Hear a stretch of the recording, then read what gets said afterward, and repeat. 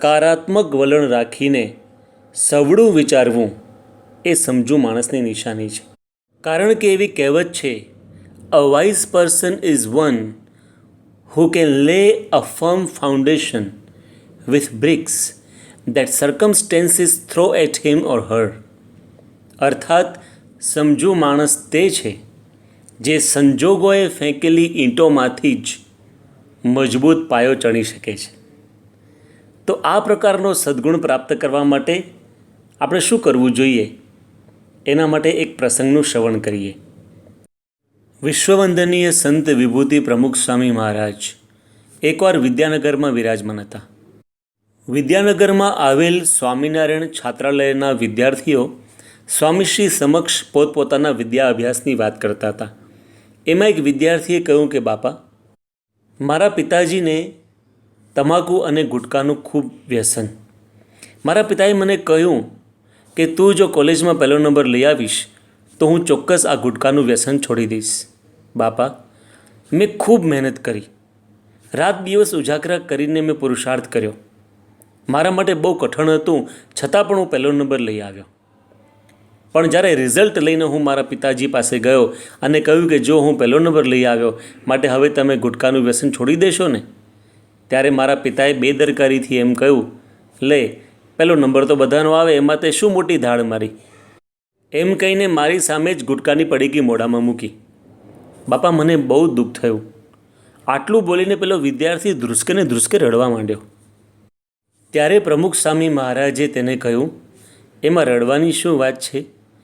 તારા પિતાના વ્યસનને લીધે તારો તો પહેલો નંબર આવી ગયો ને, તને તો લાભ થયો ને. સમય આવશે તો તારા પિતાજીનું વ્યસન પણ જતું રહેશે. આને કહેવાય પોઝિટિવ એટીટ્યૂડ. આપણા મનમાં તો એમ વિચાર આવે કે આ વિદ્યાર્થીના પિતા કેવા હશે. આશ્વાસન પણ ના આપ્યું કે હું છોડી દઈશ, શાબાશી પણ ના આપી.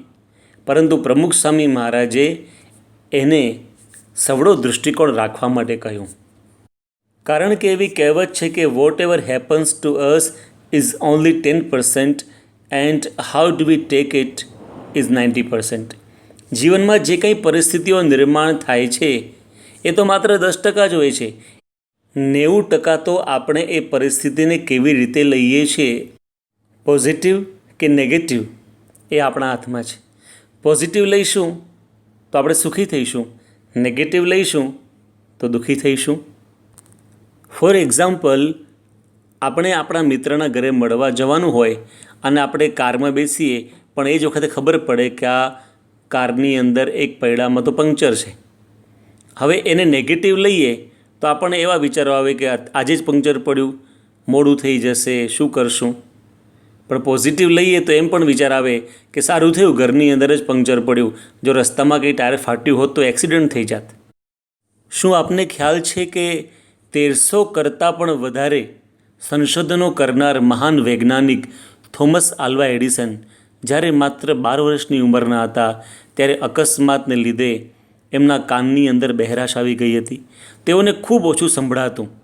જ્યારે તેઓ સિદ્ધિની ચરમ કક્ષાએ પહોંચેલા ત્યારે પ્રેસ રિપોર્ટરે પ્રશ્ન પૂછેલો કે તમને નાનપણથી કાનમાં ઓછું સંભળાય છે તો એ તમે આટલી પ્રગતિ કરી શક્યા, સંભળાતું હોત તો કેટલું સારું.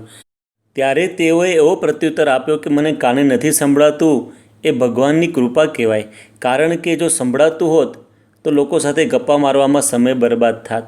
બીજું કે જગતની અંદર જેટલું બોલાય છે એટલું સાંભળવાની કંઈ જરૂર હોતી નથી. અને ત્રીજું, મારી આગળ બધા સત્ય બોલે છે કારણ કે સત્ય હંમેશા ઊંચેથી બોલવું પડે છે અને અસત્ય હંમેશા ધીમે જ બોલવામાં આવે છે. એટલે મારી આગળ કોઈ અસત્ય બોલી જ નથી શકતું. આને કહેવાય પોઝિટિવ એટીટ્યૂડ. એમ આજે આપણે ભલે લોકડાઉનની પરિસ્થિતિમાં છીએ, પરંતુ આપણને ઘણો બધો લાભ પણ થયો જ છે ને.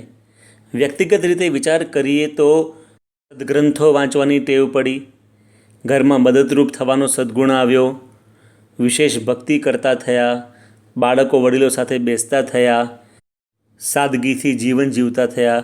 આ બધા લાભ જ છે ને. કૌટુંબિક દૃષ્ટિએ વિચારીએ તો વિભક્ત કુટુંબ સંયુક્ત કુટુંબ બન્યા. કુટુંબમાં એકતા વધી, બધા ઘરમાં સમૂહ ભોજન, સમૂહ પ્રાર્થના કરતા થયા. સામાજિક દૃષ્ટિએ જોઈએ તો આપણામાં ડિસિપ્લિન આવ્યું. પહેલાં લોકો લાઇનમાં ઊભા નહોતા રહેતા, લાઇનમાં ઊભા રહેતા હતા તો નજીક નજીક ઊભા રહેતા હતા.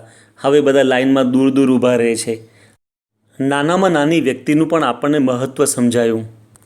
કાયદાઓનું પાલન કરવું એ કેટલું જરૂરી છે એ સમજાયું.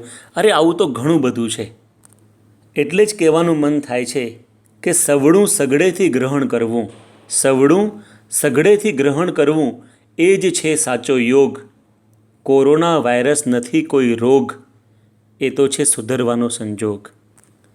આવો આપણે સૌ આજની પરિસ્થિતિમાં પણ પોઝિટિવ એટીટ્યૂડ રાખી કંઈક નવું શીખવાનો અભ્યાસ કરીએ. એ જ અભ્યર્થના સાથે સમગ્ર વિશ્વમાંથી કોરોના વાયરસ નાબૂદ થાય તે માટે તેમજ આપના અને આપના પરિવારજનોની સુખાકારી માટે પ્રાર્થના સહ જય સ્વામિનારાયણ.